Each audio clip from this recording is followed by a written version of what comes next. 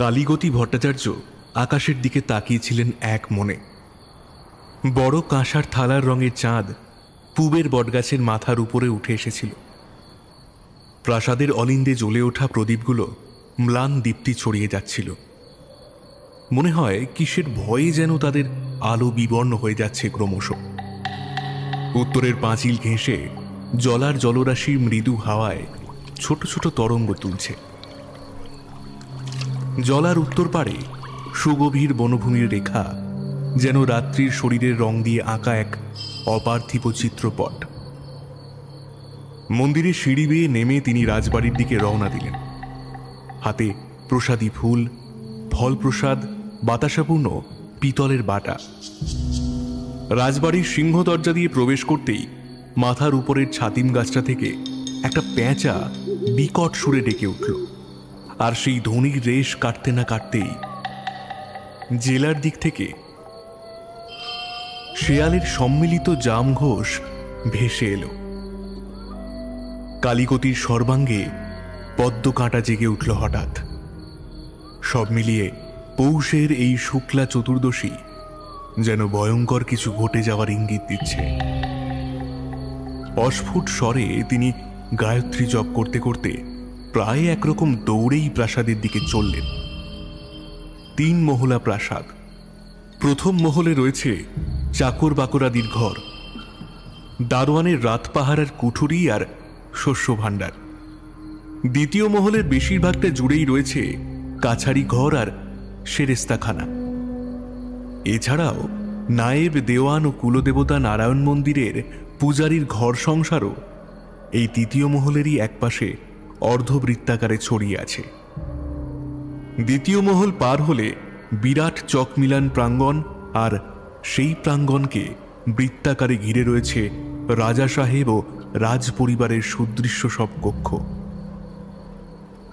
কালীগতি গায়ের নামাবলী আর এন্ডির চাদরটা খুব ভালো করে জড়িয়ে নিয়ে রাজা সাহেবের মূল কক্ষের দিকে চললেন। এই সময়টা প্রতিদিন কালীগতি প্রসাদী ফুল, প্রসাদ তুলে দেন রাজা সাহেবের হাতে। রাজা সাহেবের ঘরের সামনে পৌঁছে তিনি থমকে দাঁড়ালেন। ভিতর থেকে চাপা বাদানুবাদের শব্দ ভেসে আসছে। একটা গলা রানীমার আর অন্যটি অবশ্যই রাজা সাহেবের। রানীমা চাপা ব্যঙ্গের সুরে বলছেন, তোমারে বন্ধু রাজা জমিদারের প্রাসাদের দেওয়ালে মেঝের ওপরে শোভা পায় বাঘ, চিতাবাঘের মাথা আর চামড়া, আর তোমার হরিণ, মোষ, যত ঘাসখোর জন্তু জানোয়ার। বাঘ মারতে তো ভয় পাও, ওদিকে ঘটা করে ঠিক শিকারে যাওয়া চাই তোমার। কি দরকার আছে? কোনোদিন বাঘের সামনে পড়লে তো কাপড় চোপড়। সর্বাণী, সীমা অতিক্রম করে যেও না। আর কটা রাজা জমিদারের অন্দরমহলে ঢুকে ঢুকে দেখেছো তুমি? আমার অগোচরেই গিয়েছিলে তো? সেক্ষেত্রে তোমার স্থান রাজবাড়ির অন্তরপুরে নয় তো রংমহলে বা বাইজি মহলে তোমার থাকার কথা। থামো! নিচের অপারগরতা ঢাকতে এক বাক্যবান ছাড়া আর কিছু আছে তোমার? বাক্যবাগীশ ভীরু রাজা খোকা! বাপ পিতামহ রাজস্ব না দিয়ে গেলে তোমাকে দেউরির দারোয়ানও কেউ রাখতো না। হঠাৎ করেই সব চুপচাপ হয়ে গেল, কিন্তু সে মাত্র কয়েক মুহূর্তের জন্য। একটা ভারী জুতোর শব্দ দরজার দিকে এগিয়ে আসতে লাগলো।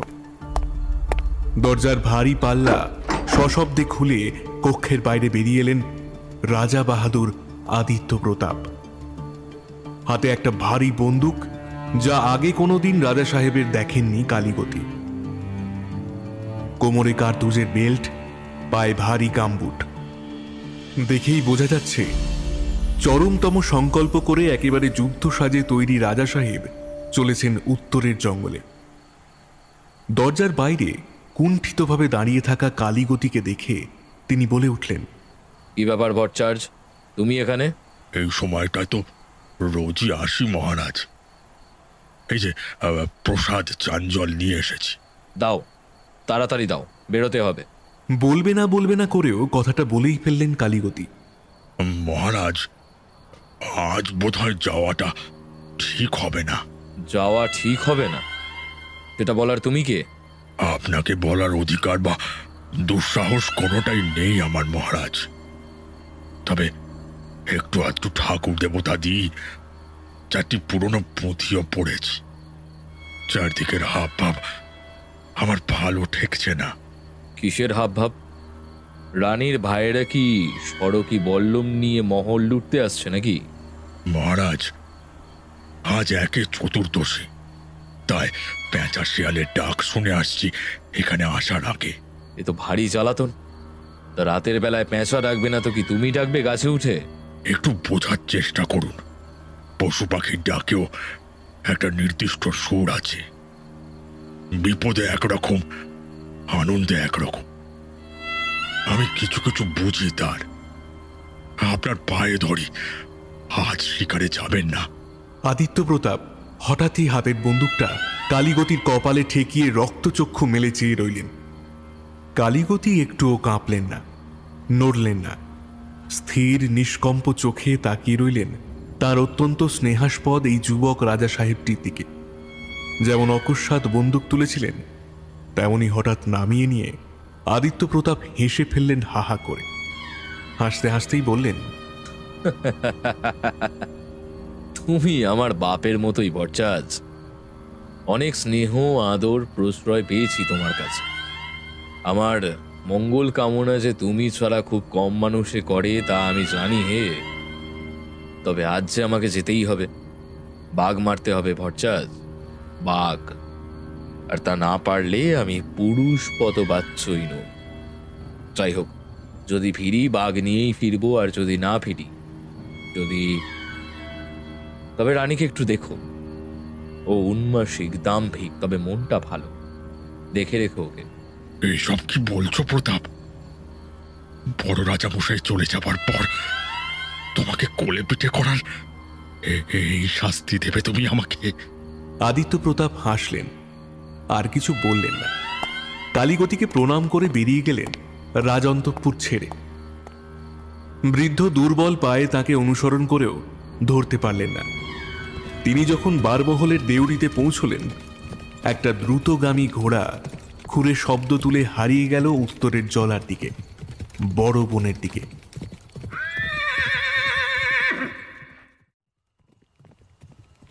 রাজপ্রাসাদ থেকে ঘোড়া ছুটিয়ে উন্মত্ত রাজা সাহেব বনভূমির উদ্দেশ্যে উত্তর দিকে চলেছিলেন। এ পথ বড় ভয়ঙ্কর। পথটি বিরাট লবণাম্বু উদ্ভিদের বনভূমির মধ্যভাগ দিয়ে উত্তরে প্রসারিত হয়েছে। দুদিকের ঘন অরণ্যে বাঘ, সাপ ইত্যাদি ভয়ানক জন্তুর বাস। এর আগে কোনোদিন তিনি দিনেও এ পথে আসার চেষ্টা করেননি। মনের গভীরে স্বীকার করতে দ্বিধা নেই যে অদ্যাবধি বাঘ শিকার করার মতো সাহস জুগিয়ে উঠতে পারেননি আদিত্য প্রতাপ। এছাড়াও তিনি চেষ্টা করতেন সন্ধ্যার আগেই শিকার শেষ করে কোনো লোকালয়ে পৌঁছতে। একে অরণ্য, তাতে লবণাক্ত মাটি, চাষবাসের সুবিধা নেই। জনপদের অবস্থান অনেক দূরে দূরে। কিছু মৎস্যজীবী বা কাঠুরে মানুষের বানানো ছোট ছোট গ্রাম বিক্ষিপ্তভাবে ছড়িয়ে থাকত। সেখানেই রাতের মতো রাজা সাহেব ঠাঁই পেতেন। দৈহিক দিক দিয়ে আদিত্য প্রতাপ অত্যন্ত শক্তিশালী। বয়ঃক্রম 40-এর কাছাকাছি। দীর্ঘ পেশী দেহ, বড় বড় চুল কাঁধের উপরে এসে পড়েছে। তার উপরে প্রচণ্ড ক্ষোভে, অভিমানে তার চেহারা হয়েছে আরো ভয়ঙ্কর।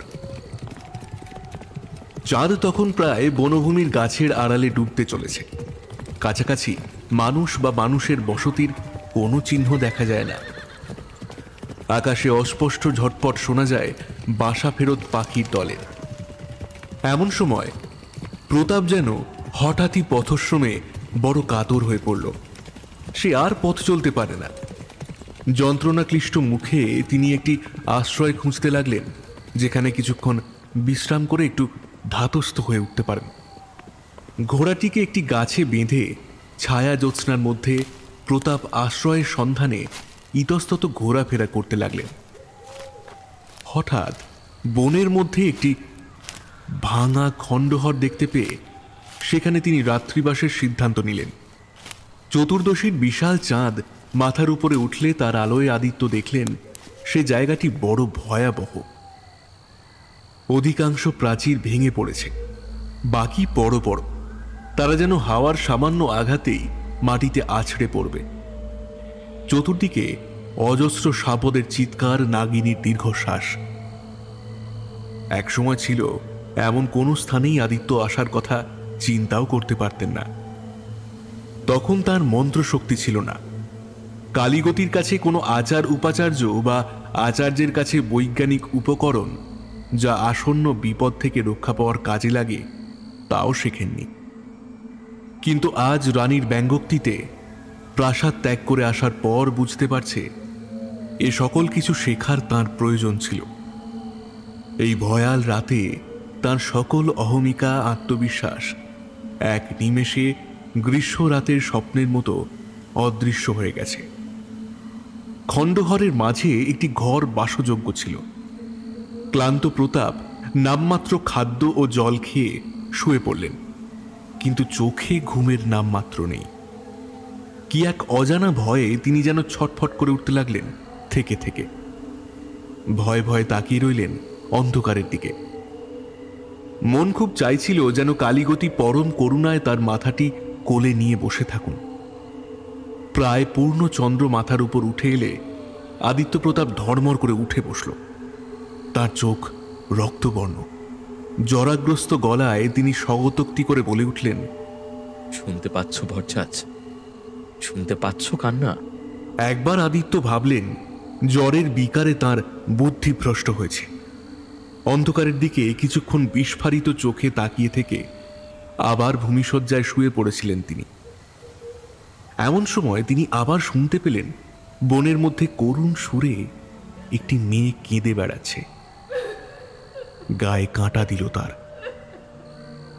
সুন্দরী গাছে পরিপূর্ণ এই অরণ্য সম্বন্ধে অজস্র জনশ্রুতি শুনেছেন তিনি। এ বনে বিরাট দেহ নিয়ে ঘুরে বেড়ায় মায়াবাঘ। হঠাৎ হঠাৎ বিরাট বিরাট ভূখণ্ড হারিয়ে যায় কুহেলির আড়ালে। ভীত প্রতাপ দুহাতে মাথা টিপে ধরে বসে রইলেন। হঠাৎ বনের দিকে দৃষ্টি ঘুরে গেল আদিত্যের। চতুর্দিকের বনভূমির ছায়ার মধ্যেও এক অপার্থিব জ্যোৎস্না ফুটে উঠেছে, এবং সে আলো স্থির নয়, ঘুরে বেড়াচ্ছে বিভিন্ন দিকে। মনে হয় চাঁদের একটি অংশ মাটির বুকে নেমে পথ হারিয়ে ফেলেছে, আর উদ্দেশ্যহীন হয়ে পথ খুঁজে বেড়াচ্ছে কেঁদে কেঁদে। আদিত্য উঠে দাঁড়ালেন। ওই আলো তাকে আকর্ষণ করছে ভবিতব্যের মতো। পায়ে পায়ে তিনি এগিয়ে চললেন আলোটির দিকে, হাতে উদ্যত বন্দুক। পৌষের শিশিরে বনপথ ভিজে আছে। ভেজা পাতায় পায়ের শব্দ শোনা যায় না, শুধু এক টুকরো জ্যোৎস্না আর দমবন্ধ হয়ে আসা মেয়েলি গলায় কান্নার শব্দ। আদিত্য আলোটির কাছাকাছি পৌঁছতেই সেটি থমকে দাঁড়াল, আর সেই আলোতেই তিনি দেখতে পেলেন এক পাগলিনী চুল উড়িয়ে ছুটে আসছে তার দিকে। তার শরীরে একটি সুতোও নেই, মুখের দুপাশ থেকে ঝরে পড়ছে লালা। হলুদ চোখ দুটো থেকে ঠিকরে পড়ছে অসংখ্য আগুনের ফুলকি। আদিত্য প্রতাপ নিজের সম্পূর্ণ অজান্তেই হাতের বন্দুকটা তুলে ট্রিগার টেনে দিলেন। মেয়েটির বুক ফুঁড়ে গুলিটা বেরিয়ে গেল পিঠের দিক দিয়ে। তবুও মেয়েটির গতি থামল না। প্রচন্ড এক লাফে সে এসে পড়ল রাজা সাহেবের ওপরে, দাঁত বসিয়ে দিল গলায়। কিন্তু দাঁতের পাটি রাজা সাহেবের চামড়া খুব অল্পই ভেদ করতে পারল। মরণ কামড় দেওয়ার আগেই তার দেহটা দুবার কেঁপে উঠে স্থির হয়ে গেল। অসুস্থতা, দৌর্বল্য, ভয়, মানসিক চাপ সব মিলিয়ে আদিত্য প্রতাপ আর সহ্য করতে পারলেন না, জ্ঞান হারিয়ে ফেললেন।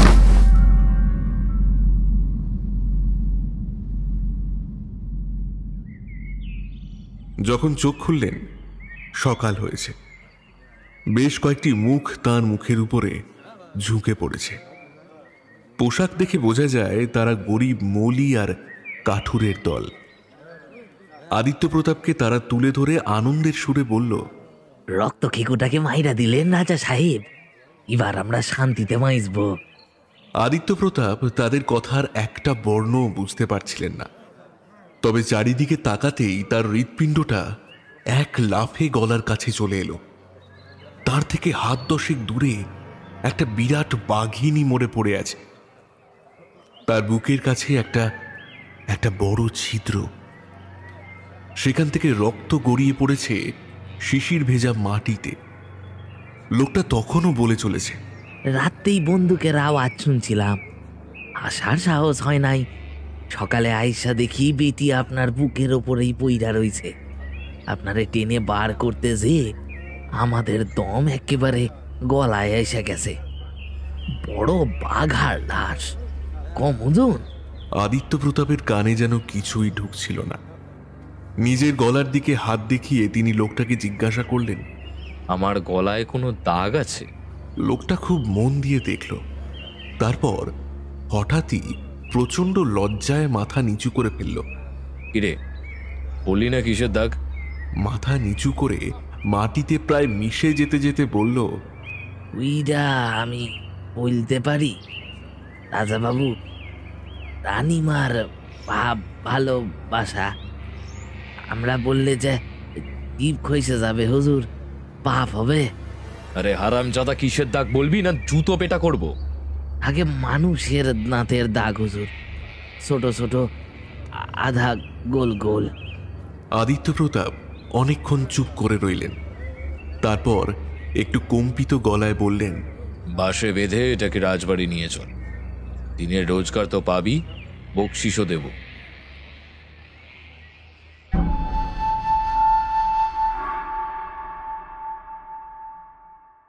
রানী সর্বাণী আজ খুব অস্বস্তি নিয়ে ঘুমোতে গিয়েছিলেন। নরম বিছানা, ঘরময় চন্দন কর্পূরের গন্ধ, মোটা মোটা কম্বলের ওম, তবুও কেমন একটা অস্বস্তি যেন বুকের উপরে ভার হয়ে জমাট বেঁধে আছে। থেকে থেকে বুকটা ধড়ফড় করে উঠছে। উত্তরের জানলা বন্ধ থাকা সত্ত্বেও জলাভূমির উপর দিয়ে বইতে থাকা শোঁ শোঁ শব্দটা আরো বেশি করে অস্বস্তিতে ফেলে দিচ্ছিল সর্বাণীকে।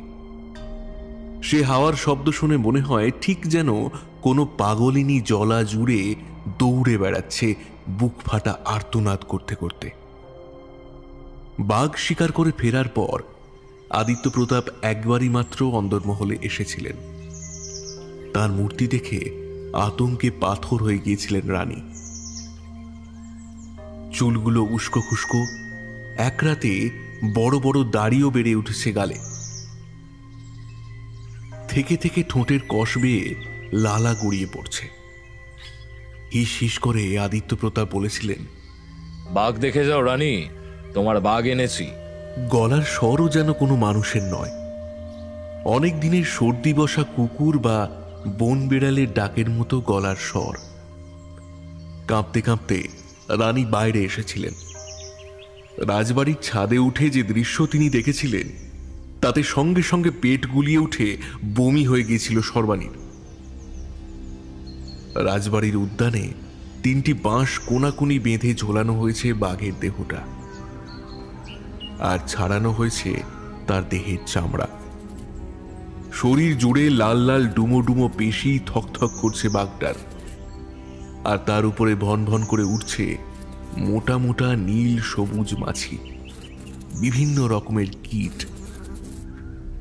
কানের কাছে রাজা সাহেব সেই অদ্ভুত ঘর ঘরে গলায় বলে চলেছিলেন, বাঘের চামড়া ছাড়ানো খুব সহজ জানো রানী। এই 2 হাতে খুলির ওপরের চামড়া ধরো আর মারো একটা হ্যাঁচকা টান, তাহলেই ছাড়িয়ে যাবে। বিশ্বাস হচ্ছে না তো? দাও তোমার মাথাটা এদিকে এগিয়ে দাও। ও কি পালাচ্ছ কেন? ও রানী, বলে যাও কোন রাজার অন্দরমহলে ঢুকে তুমি বাঘের চামড়া দেখেছো, বলে যাও। সর্বাণী পাগলের মতো ছুটতে ছুটতে নেমে এসেছিলেন ছাদ থেকে, আর শুনতে পাচ্ছিলেন পাগলের মতো আকাশ বাতাস কাঁপিয়ে অট্টহাস্য করে যাচ্ছেন রাজা সাহেব আদিত্য প্রতাপ। এসব কথা ভাবতেই কখন যেন অস্বস্তির মধ্যেই ঘুমিয়ে পড়েছিলেন রানী সর্বাণী। কোলের কাছে শিশু দুটিও অকাতরে ঘুমিয়ে পড়েছিল। তার দুই সন্তান, প্রাণের চেয়েও প্রিয় আদিত্য বিক্রম আর আদিত্যনাথ। রাত্রির মধ্যপ্রহরে একটা মোটকা গন্ধে আর শিশু কান্নার তীক্ষ্ণ চিৎকারে সর্বাণীর ঘুম ভেঙে গেল। এক প্রবল আতঙ্ক বুকে নিয়ে তিনি বিছানার উপরে উঠে বসলেন। পিল সুজে জ্বলতে থাকা প্রদীপ প্রায় নিভু নিভু হয়ে এসেছে, আর তার ক্ষীণ আলোতে ঘরের প্রায় সম্পূর্ণটাই আবছা হলেও দেখা যাচ্ছে। ঘরের সবকিছুই মোটামুটি যেমন ছিল তেমনই আছে, কিন্তু পৌষের প্রবল শীতে উত্তরে জলার দিকে জানলাটা দাসী বন্ধ করে দিয়েছিল রাতে শোয়ার আগে। সেটা হাট করে খোলা, হু হু করে হাওয়া আসছে জানলা পার হয়ে। সর্বাণী একটু বিরক্ত হলেন। তাহলে কি দাসী ঠিক করে জানলা বন্ধ করেনি? আর তাই কি ঠান্ডা হাওয়ায় তার দুই সন্তানের কোনো একজন কেঁদে উঠেছে? সন্তানদের পাশ কাটিয়ে বিছানা থেকে নামতে গিয়েই বিছানার দিকে চোখ পড়ল সর্বাণীর, আর সঙ্গে সঙ্গে চিৎকার করারও ক্ষমতাটুকু হারিয়ে আছড়ে পড়লেন বিছানার উপরে। দুই সন্তানের মধ্যে আদিত্যনাথ ছিল কিছু হৃষ্টপুষ্ট, আর আদিত্য বিক্রম শীর্ণকায়।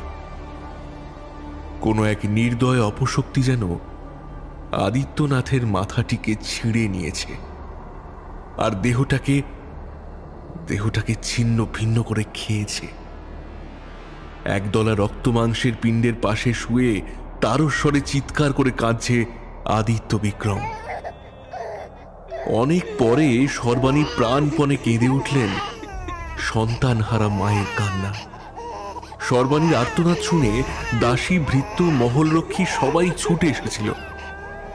বেশ কিছু পরে কালীগতিও এসে দাঁড়ালেন ঘরের মধ্যে।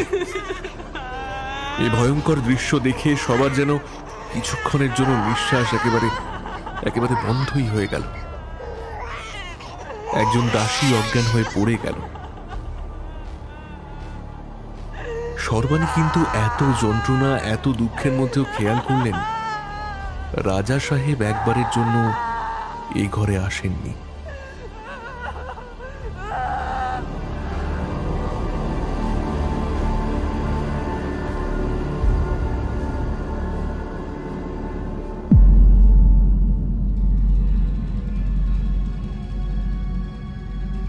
আজকের কাহিনী লেখক কর্ণ শীলের কলমে তারানাথ তান্ত্রিকের গল্প গড়বেতসপুরের আতঙ্ক। একটি টানটান ভৌতিক কাহিনী, যার প্রতিটি পরতে পরতে আছে ভয়ের ছোঁয়া, যা আপনাদের অন্য একটি অনুভূতি অবশ্যই দেবে। শুনতে থাকুন।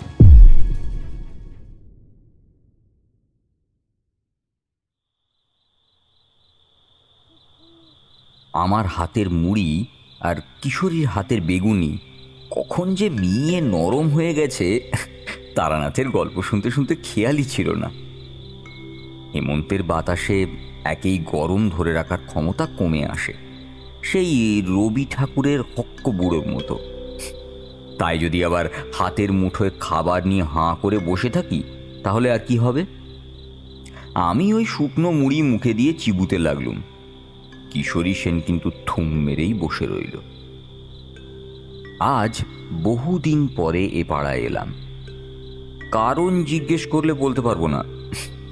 অনেক সময় হয় এমন, কোনো পথ বা রাস্তা যেখানে অজস্র বার গিয়েছি, হঠাৎ করেই কেমন বন্ধ হয়ে যায়। কোনো কারণ নেই তার।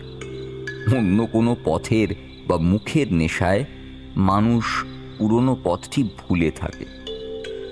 এও হয়তো তেমনই কিছু। কোজাগরি সবে গিয়েছে, আজ দ্বিতীয়া। এ নবীন হেমন্তে তারানাথের গৃহখানিকে সন্ধ্যার নরম চাঁদের আলোয় মনে হচ্ছে যেন এক ভাসমান দেবযান। খোলা দরজার সামনে বিরাট শূন্য প্রান্তর। বাঁশ গাছের বাঁকা দেহ চাঁদের শরীরকে মাঝামাঝি কেটে বেরিয়ে গেছে। মনে হয় প্রতি রাত্রির উদীয়মানতা আর অস্তগামিতার ক্লান্তি দূর করতে ক্ষণিকের জন্য বাঁশ গাছের দোলনায় বসে বিশ্রাম করছে। অন্য এক পৃথিবীর আকর্ষণে হারিয়ে যাচ্ছিলাম। হুঁশ ফিরল আমডাল থেকে হঠাৎ উড়ে যাওয়া এক লক্ষ্মী পেঁচার ডানা ছটফটানি আর তারানাথের গম্ভীর গলায়। এই জন্যই তোমার সঙ্গে আমি রামজয়পুরে আসতে চাইনি বিভূতি। ইটকাট পাথরের জঙ্গলেই বেশ তোমাকে কাছে পিঠে খুঁজে পাওয়া যায়। বনে জঙ্গলে গিয়ে প্রকৃতির মাঝে এলেই অমন পালাই পালাই করো কেন হে? হ্যাঁ, কিশোরী সেন যেন ভারী একখানি আলোচ্য বিষয় এতক্ষণে খুঁজে পেল তারানাথের কথায়। সে বলে উঠল, আহা, শাখা মৃগ কোনোদিন ঘরে থাকে বলে শুনেছেন ঠাকুরমশাই? তারানাথ হো হো করে হেসে উঠলেন। আমি কিন্তু প্রাণে ভারী আরাম পেয়ে বসে রইলুম।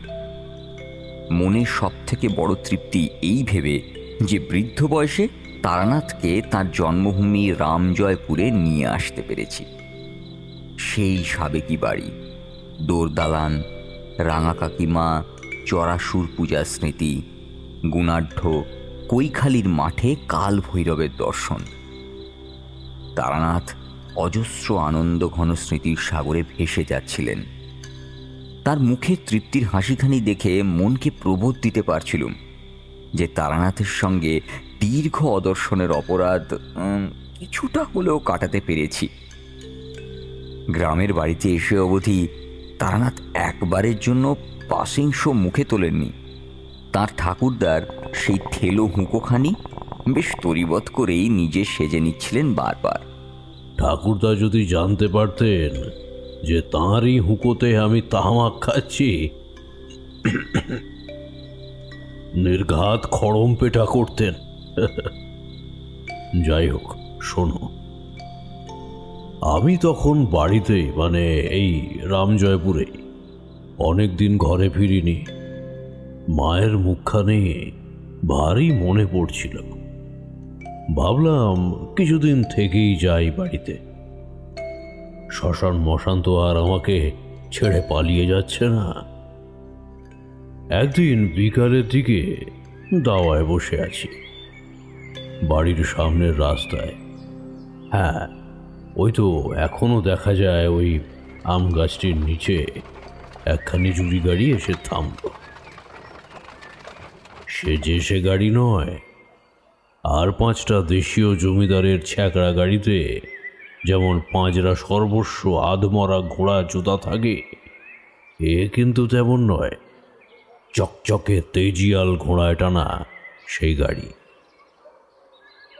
রূপোর নকশা করা। হাঁ করে তাকিয়ে দেখতে হয় এমন। জুড়ি গাড়ি তো নয়, যেন সত্যযুগের রথ। দরজা খুলে প্রথমে 2 ইয়া মুস্কো জোয়ান দরজার দুদিকে নেমে দাঁড়ালো।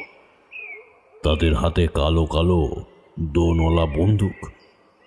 তাদের ঠিক পিছনেই যিনি গাড়ি থেকে নামলেন, তাকে দেখে আমি নিজের অজান্তেই দাওয়া থেকে নেমে উঠোনে দাঁড়ালাম।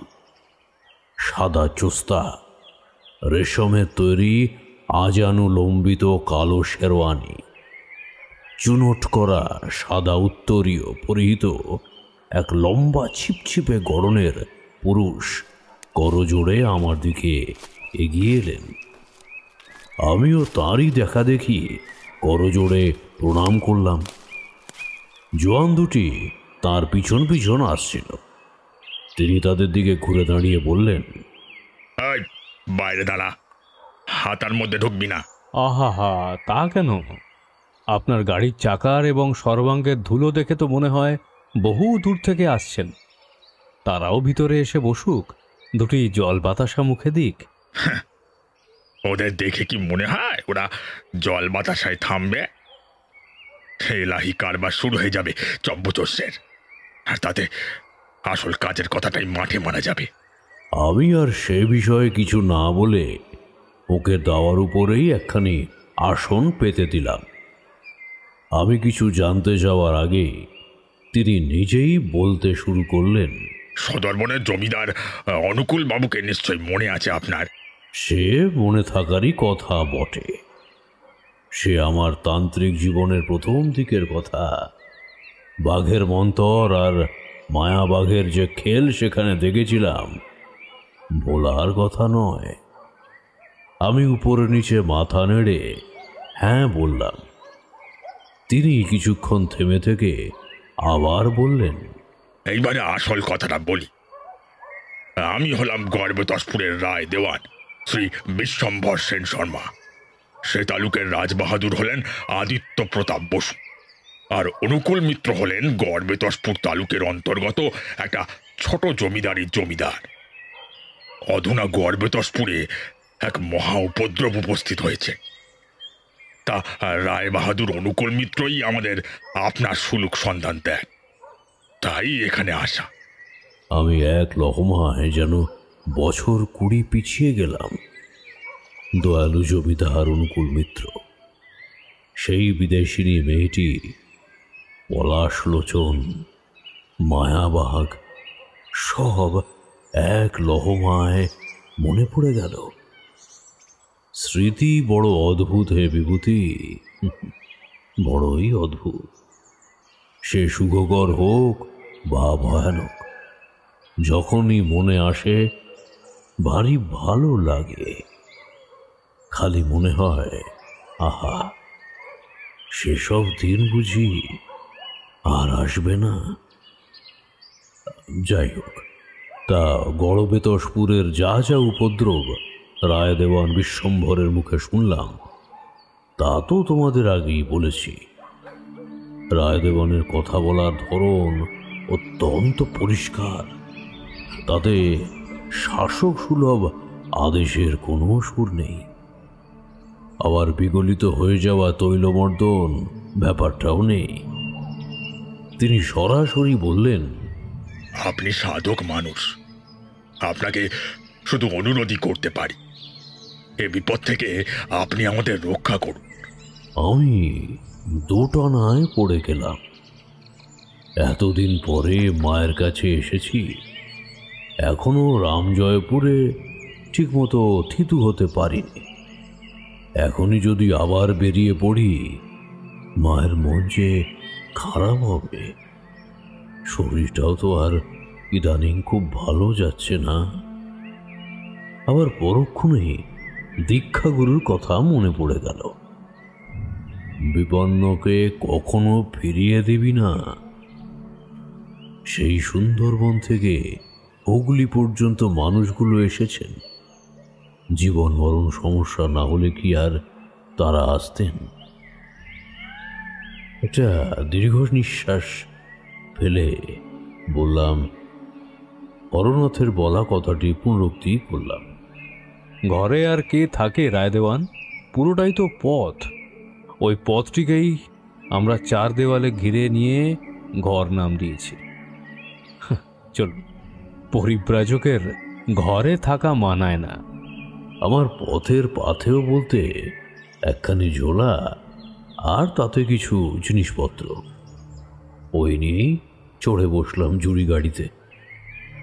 যাওয়ার সময় মা বলল, ওখান থেকে আবার পালাস নে যেন।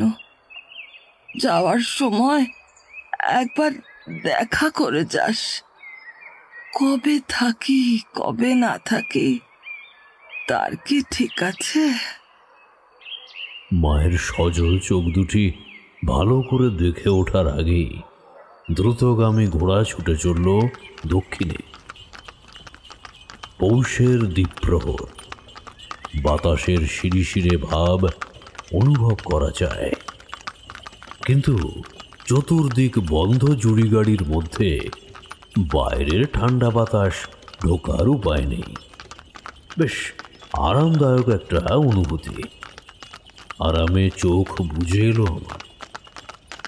রায় দেওয়ান বাড়তি কথার মানুষ নন, আর বাকি দুজন তো হুকুমের চাকর। তাদের নিঃশ্বাসও বোধ করি পড়ছে না। কথা তো দূরস্থান। ঘুমিয়ে পড়েছিলাম।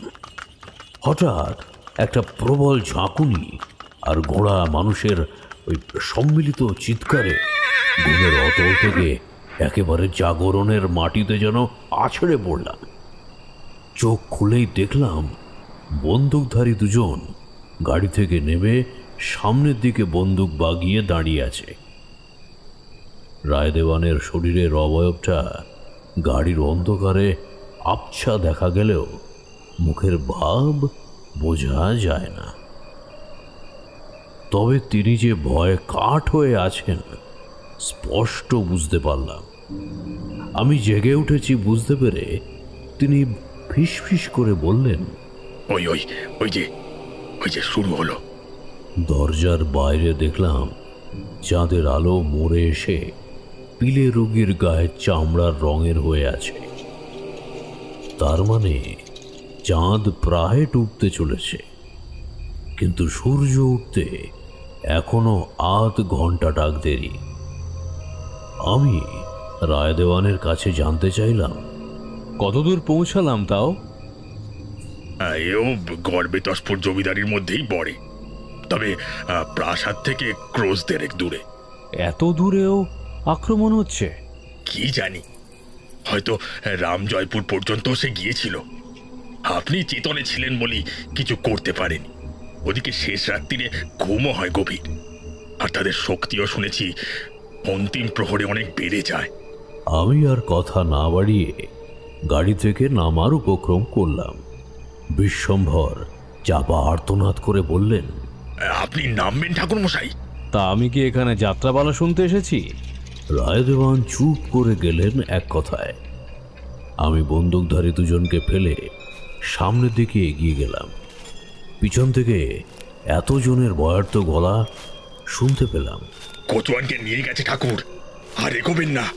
তাদের কথায় কার না দিয়ে 2 পা এগিয়ে যা দেখলাম তা সত্যি গায়ের রক্ত জল করে দেওয়ার মতোই। উঁচু নিচু রাস্তার দুপাশে লম্বা প্রাচীন সব মহিরুহ দাঁড়িয়ে আছে শরীরী প্রেতের মতো।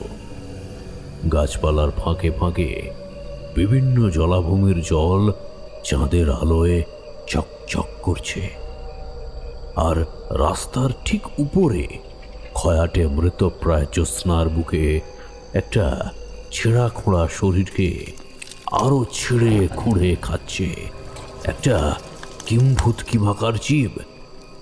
কৃষ্ণা তৃতীয়ার মলিন জ্যোৎস্না যেন পথের ওইটুকু অংশে ঘোর রক্তবর্ণ হয়ে উঠেছে। আমি পদ্মবীজের মালাখানি ডান হাতে জড়িয়ে নিয়ে এগিয়ে গেলাম, আর সে আমার পায়ের শব্দ শুনেই বোধহয় মুখ তুলে তাকালো। অতিপ্রাকৃত জীব আমি আগে দেখিনি তা নয়, তবুও যতবারই তাদের সামনে পড়তে হয় ততবারই বুকের রক্ত ঠান্ডা হয়ে যায়। শরীরটা মানুষের, মুখটাও মানুষের চেয়ে খুব বেশি আলাদা কিছু নয়, কিন্তু তার ঠোঁটের নিচ থেকে শুরু করে একেবারে জুলপি পর্যন্ত বিরাট মোটা গোঁ, রক্ত মাংসের টুকরোয় একেবারে মাখামাখি। ঠোঁটের দুপাশ থেকে 2 সদন্ত বেরিয়ে এসেছে। মুখ গহ্বর থেকে বেরিয়ে আসা রক্ত ভিজিয়ে দিচ্ছে বিরাট নগ্ন বুক পইতে। আবার একজন পিছন থেকে বলে উঠল, যাবেন না ঠাকুরমশাই, রাজা সাহেব বাক্সুর রূপ নিয়েছেন, আপনাকে নাগালে পেলেই ছিঁড়ে খাবে। তাদের কথায় কান না দিয়ে আমি একেবারে অকুস্থলে গিয়ে দাঁড়ালাম।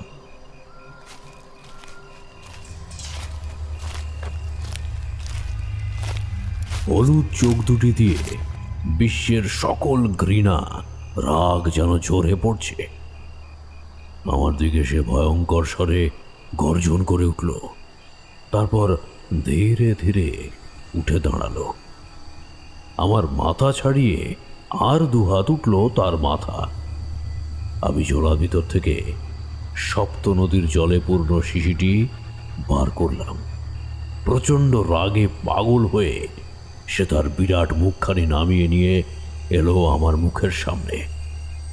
ঝকঝকে তাঁতের শাড়ি, মুখ গহ্বর থেকে বেরিয়ে আসা কাঁচা রক্ত মাংসের গন্ধ।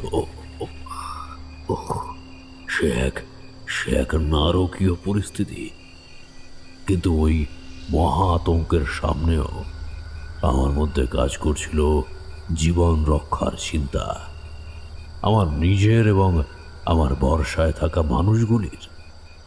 গঙ্গা, দ্বারকেশ্বর, পুনর্ভবা, মহানন্দা, গোদাবরী, কৃষ্ণা ও নর্মদা জলপূর্ণ পাত্র থেকে এক গণ্ডূষ জলে হাতে নিয়ে আমি চোখ বুজে মনে মনে গায়ত্রী মন্ত্র জপ করলাম ও সেই জল বাঘসুরের শরীরে ছিটিয়ে দিয়ে উচ্চকণ্ঠে বলে উঠলাম, ব্যগ্র ভৌতা পিশাচাশ্চ গন্ধর্বা সিদ্ধ চারণা যক্ষা নাগশ্চ বেতালা লোকপালা মহর্জয় মাতর গণনাথশ্চ বিষ্ণুর ব্রহ্মা বৃহস্পতি যস্য সিংহাসনে যুক্তা ভূচরা খেচরাস্তথা অহম দূরীভূতায়ামি ত্বং দেবং ত্রক্ষ মিশানমব্যারম অগচ্ছ ভগপন্নত্র ব্রহ্ম নির্মিত চন্দ্রকে। দানবটা আর্তনাদ করে উঠল। সপ্ত নদীর পবিত্র জলের স্পর্শে তার দেহের চামড়ার কিছু কিছু অংশ থেকে পোড়া ধোঁয়া বেরিয়ে আসতে শুরু করেছে। আমার দিকে ছুটে আসতে গিয়েও মন্ত্রের প্রভাবে সে পিছু হটে গেল বারবার। অবশেষে নিষ্ফলা ক্রোধে, হতাশায় আকাশ বাতাস কাঁপিয়ে একটা ক্রুদ্ধ গর্জন করে সে দৌড়ে হারিয়ে গেল গাছের সারি আর জলাভূমি পার হয়ে। জুরি গাড়ির কাছে ফিরে আসতেই সেই মুষ্ক দুই দারোয়ান আমার পায়ের উপর হুমড়ি খেয়ে পড়ল। রায়দেবান বাইরে বেরিয়ে এলেন এতক্ষণে। আমার হাত দুটো ধরে ফেলে বললেন, এতদিনে সঠিক লোক পেয়েছি আমরা। এবারই রাজা সাহেবের প্রেত ধ্বংস হবে। শোনো, এতে সবে কিছু সময়ের জন্য আটকানো গিয়েছে তাকে। বাঘসুরের বৈশিষ্ট্যই হলো যত বেশি মানুষের প্রাণ সে নেবে তত তার শক্তি বাড়বে। কিন্তু একটা ব্যাপার যে মিলছে না রায়দেওয়ান, বেশ খটকা লাগছে। কি মিলছে না ঠাকুর মশাই? বলবো, আমাকে অকুস্থলে যেতে হবে, রাজবাড়ি দেখতে হবে, পরিদর্শন করতে হবে রাজা সাহেবের শিকারের জায়গাটি, তারপর সব বলবো।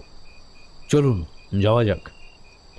আর কোচোয়ানের দেহটির সৎকারের ব্যবস্থা সূর্যোদয়ের সঙ্গে সঙ্গে করতে হবে, বিলম্ব যেন না হয়। প্রহরী দুজন হতভাগ্য কোচোয়ানের আধ খাওয়া শরীরটি জুরি গাড়িতেই তুলে নিল। মৃত জ্যোৎস্নার শরীরের আলো শুষে নিয়ে পূর্ব দিগন্ত ক্রমশ লাল হয়ে উঠতে লাগল। আমাদের গাড়িটি প্রচণ্ড বেগে ছুটে চলল গড়বেতসপুরের রাজবাড়ির উদ্দেশ্যে। আমার মনের মধ্যে এক অদ্ভুত দোলাচল কাজ করছিল। আমি ঠিক দেখলাম তো, নাকি পৌষ রাতের কুহেলি আর জ্যোৎস্নায় আমার চোখে বিভ্রম সৃষ্টি করল?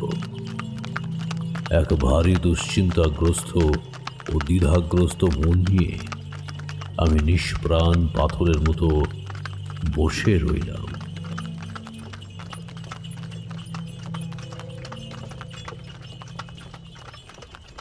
রায়দেবানের বর্ণনায় যা শুনে যেমনটি কল্পনা করেছিলাম, গড়বেতসপুর রাজবাড়ির তার চেয়েও বেশি বড় আর ধনাঢ্য। অনেক জমিদার বা রাজা বা ধনীর বাড়িতে তো গিয়েছি, দেখেওছি। তাদের সর্বত্রই দেখেছি পর্দির অবস্থা। এখানে শ্যাওলা ধরা, ওখানে নোনা ধরা দেওয়াল ধসে পড়ছে, বাগান জুড়ে আগাছা।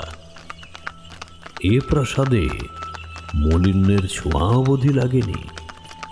সিংহদুয়ারের জোড়া সিংহ থেকে শুরু করে রাজবাড়ির শীর্ষ দেশে ঝলমল করতে থাকা পিতলের চূড়া একেবারে যেন গতকালই নবনির্মিত হয়েছে। সিংহ দরজার বাইরে গাড়ি দাঁড়িয়ে গেল। কোচোয়ানের শরীরের অবশেষ গাড়িতে রয়েছে বলে আমি বারণ করলাম রাজবাড়ির হাতার মধ্যে ঢোকাতে। গাড়ি থেকে নামলাম। ডান দিকে একটা বিরাট বটগাছ আর তার নিচে একটা মন্দির। কেন জানি না, মন্দিরটাকে দেখা মাত্রই আমি আকৃষ্ট হয়ে সেদিকে এগিয়ে গেলাম। সূর্য দিগন্ত ছেড়ে অনেকটা উঠে এসেছে, অথচ মন্দিরের দরজা খোলা। বাসি ফুল পাতা এখনো নারায়ণ বিগ্রহের পায়ের কাছে ছড়িয়ে ছিটিয়ে আছে, ধূপ জ্বলেনি। আমি অবাক হয়ে রায়দেওয়ানকে ডাকতেই যাব, তখনই দেখলাম রাজবাড়ির দিক থেকে মাঝারি উচ্চতার এক বৃদ্ধ ধুতি, কামিজ আর আলোয়ান গায়ে দিয়ে মন্দিরের দিকেই আসছে। বাদুরে টুপি আর কমফর্টারে মুখটা সম্পূর্ণ ঢাকা, শুধু ভীত চোখ দুখানি তার দেখা যায়। আলোয়ানের নিচ দিয়ে ঝুলতে থাকা উপবীতের কিছু অংশ দেখে আর বিশ্বম্ভরের বর্ণনা মনে করে বুঝতে পারলাম ইনি রাজপুরোহিত কালীগতি ভট্টাচার্য। পৌষের ভোরের শীতের প্রভাবেই হয়তো অনেকটা কুঁজো হয়ে গিয়েছেন। আমার আগমনের খবর তার জানারই কথা। রাজপুরোহিতের সঙ্গে আলোচনা না করে নিশ্চয়ই তারানাথ তান্ত্রিককে ডাকতে যাওয়া হয়নি। আমাকে পাশ কাটিয়ে তিনি মন্দিরে ঢুকে গেলেন। চন্দন, কর্পূর, আতর এবং আরো অনেক রকমের সুগন্ধি মেশা একখানি গন্ধ পেলাম কালীগতির শরীরে। সদ্য স্নানও যে করে এসেছেন, সে তার হাতের তালু ও পায়ের পাতার চাকচিক্য দেখলেই বোঝা যায়। আমি বুঝলাম পুরোহিত মশাই বেশ শৌখিনও বটে। আমি আর কথা না বলে রাজবাড়ির ভিতরে চলে এলাম। এতক্ষণ পর্যন্ত যত কিছুর মুখোমুখি হয়েছি, সে যাই হোক, ভয়, বিস্ময়, অলৌকিক জীব, মায় মৃত্যুকে পর্যন্ত মোকাবিলা করে আসতে পেরেছি।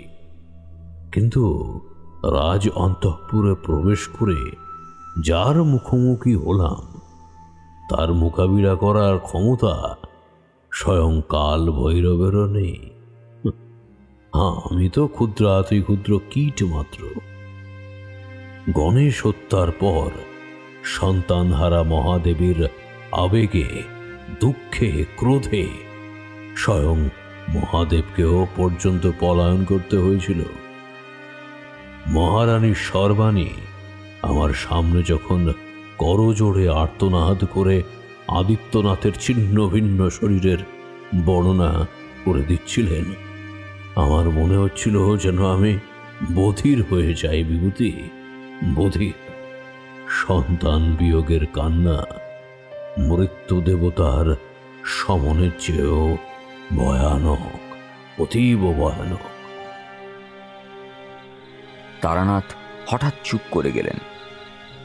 রামজয়পুরের বাতাস জুড়ে যেন হঠাৎ সারা বিশ্বের সন্তানহারা মায়েদের বিদেহী আত্মা একত্র হয়েছে। তাদের নিঃশ্বাস আমি শুনতে পাচ্ছি। যেন এই গ্রাম দেশের আকাশে যেন চন্দ্র, সূর্য, জ্যোতিষ্করাজি আর অবশিষ্ট নেই। চরাচর ঢেকে গিয়েছে শূন্য মাতৃ আঁচলের ছায়ায়। তারানাথের গলা কান্নার মতো শোনালো যেন। স্নেহ, এই স্নেহ বস্তুটি আলোর মতো হে বিভূতি, আলোর মতো। যখন থাকে মনে হয় দূর, এই আর এমন কি, এ তো আছেই। চলে গেলে বোঝা যায় কি হারালাম। ঠাকুরদা, বাবা, মা, রাঙা কাকিমা, কত কত স্নেহের টান ছেড়ে বেরিয়ে গিয়েছি কত শতবার। ভেবেছি বাড়ি ফিরলেই তো হবে, সবাই তো আছে। এই তো ফিরেছি। কি আছে? পথের স্রোতে বাঁধ দেওয়া 4টি দেওয়াল, আর চাঁদ সূর্যের আলোকে সত্য ধরা পড়বার ভয় একখানি ছাদ। আছে মায়ের স্নেহ, ঠাকুর তার অসীম ভালোবাসা। এই যে দেখতে পাও, এখন আর অমর জীবন আমার কাছে একবারের জন্য আসে না। কেন বলতো? পূর্বপুরুষের, গুরুজনের স্নেহাশিসের সম্মিলিত রূপই হলো অমর জীবন। সে তাদের সঙ্গেই চলে গেছে। আমরা চুপ করে রইলুম। তারানাথের কথাগুলি যেন আমার ও কিশোরী সেনের সামনে আয়নার মতো এসে দাঁড়ালো। শেষ কবে গিয়েছি আমরা গ্রামের বাড়িতে? আমার নিশ্চিন্দিপুর, ইচ্ছেমতি, ঠাকুরজি পুকুর, ধলচিলতার ঘাট, আমার মা। আকাশের বিশাল চাঁদখানি কেমন যেন ঝাপসা হয়ে এলো। কিশোরী উঠে গিয়ে উঠোন আর পথের জোরের কাছে দাঁড়িয়ে রইল। 3টি নিঃশব্দ মানুষের মুখ দীর্ঘশ্বাস জুড়ে যেন রানী সর্বাণী আর্ত স্বরে কেঁদে চললেন অবিরত। অনেক পরে তারানাথ ভারী গলায় বললেন, দাওয়ায় উঠে এসো কিশোরী, অভ্যাস নেই তো। গ্রাম দেশের হেমন্তের হিম রেগে জ্বর জ্বালা হতে পারে, ডাক্তার কিন্তু পাবে না, সে আর এক ছিদ্দর। কিশোরী নিঃশব্দে এসে আমার পাশে বসল। কিছুক্ষণ ফলসার ঝোপের মধ্যে পড়ে থাকা জ্যোৎস্নার মতো চুপ করে থেকে তারানাথ আবার বলতে শুরু করলেন, তোমার ছেলেকে তো আমি ফিরিয়ে দিতে পারবো না মা, সে সাধ্যি এক মহাকাল ছাড়া কারও নেই। তবে যাতে আরো হতভাগ্যের প্রাণ এ দানবের কবলে না পড়ে, তার আমি প্রাণপণ চেষ্টা করব। তুমি এভাবে ভেঙে পড়লে যে চলবে না মা। রাজা সাহেব যতই যা হোক, নিজের সন্তানকে প্রাণে মারতে পারেন না। এ নিশ্চয়ই অন্য কোনো ব্যাপার আছে। যিনি সামান্য অন্যায় কোনোদিন সহ্য করেননি, তিনি করবেন এই কাজ? যে রূপ আজ তিনি ধারণ করেছেন, সে তো আমারই প্ররোচনায়। আমি বাঘ শিকার নিয়ে তাকে উত্ত্যক্ত না করলে এমনটি কোনোদিনও হতো না। তবু আমি বৈকুণ্ঠপতির পায়ে হাত দিয়ে বলতে পারি, এই সকল হত্যাকাণ্ড তার করা নয়। আমি আশ্চর্য হইনি। আমার ভারতবর্ষ, আমার বাংলাদেশ এমন সব নারীর জন্ম দিয়েছে যারা পতির শত দুষ্কর্ম, শত অত্যাচার চিরকাল আড়াল করে এসেছেন, সহ্য করে এসেছেন। এ কাজকে আমি মহান তা বলবো না, তবে সত্য অস্বীকার করতেও তো আমি পারবো না। চারির মাকে কোন ছাতাটা দিয়েছি আমি, তাও কেমন নিঃশব্দে হাসি মুখে আমার সংসারের জোয়ার টেনে চলেছেন। তোমরাই সচক্ষে দেখো।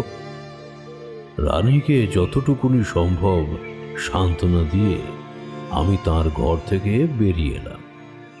তারপর রায়দেবানকে বললাম, এবার আমাকে রাজা সাহেবের কাছে নিয়ে চলুন। ওটি আমি পারবো না ঠাকুর মশাই, আপনি আমাকে বান মারুন, অভিসম্পাদ দিন। রাজা সাহেবের ঘরে বা তার ত্রিসীমানার মধ্যে আমি যেতে পারবো না। আহা, তার ঘরটা তো দেখিয়ে দিতে পারবেন নাকি? রায়দেবান খুব আস্তে মাথা নেড়ে জানালেন যে পারবেন।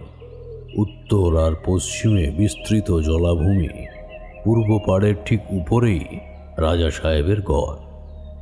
সিঁড়ি ভেঙে দোতলায় উঠে 2টি ডানপাশি বন্ধ ঘর পার হলাম। রায়দেবান বললেন, এই 2টি ঘরে রাজা সাহেবের 2 দুঃসম্পর্কের আত্মীয় থাকতেন। দুজনেই উদা হয়ে গিয়েছেন এক রাতে। তারপর থেকে আর কেউ বাস করে না দ্বিতলে। ঘর দুখানি পার হলে পশ্চিমে সোজা অলিন্দ চলে গিয়েছে ঝুল বারান্দা পর্যন্ত। ঝুল বারান্দার ওপাশে জলাভূমির উপরে কুয়াশা জমে আছে পশ্চিম পাড়ে, আর পূর্ব পাড়ে রৌদ্র রথ ক্রমশ অগ্রসর হচ্ছে কুয়াশার সাম্রাজ্য জয় করতে করতে। রাজা সাহেবের মহলে সিপাহী, শান্ত্রী, দারোয়ান, দাসী, বাঁদি, চাকর কেউ নেই। খাঁ খাঁ করছে দেউটি। পিতলের কিল লাগানো একটা বিশাল সেগুন কাঠের দরজা আঙুল দিয়ে নির্দেশ করে রায়দেওয়ান দাঁড়িয়ে পড়লেন। ভয়ার্ত গলায় বললেন, আমি আর যাব না ঠাকুর মশাই। আমি দ্বিরুক্তি না করে দরজাটির দিকে এগিয়ে গেলাম। বড় ভারী কালো রঙের পর্দা, দেখেই বোঝা যায় যে হালেই লাগানো হয়েছে। আমি বাইরে থেকে গলা খাঁকারি দিয়ে দুবার ডাকলাম, রাজা সাহেব, রাজা সাহেব। উত্তর এলো না। অবশ্য এমনটাই আশা করেছিলাম। পর্দা ঠেলে ঘরে ঢুকতেই একটা মৃদু বোঁটকা গন্ধ নাকে এসে লাগলো। বুনো পশু কাছাকাছি থাকলে এমন গন্ধ পাওয়া যায়। সবকটি জানালায় কালো ভারী পর্দা দিয়ে ঢেকে দেওয়া। এই উজ্জ্বল সকালেও মনে হচ্ছে এই ঘরে গভীর রাত বিরাজ করছে।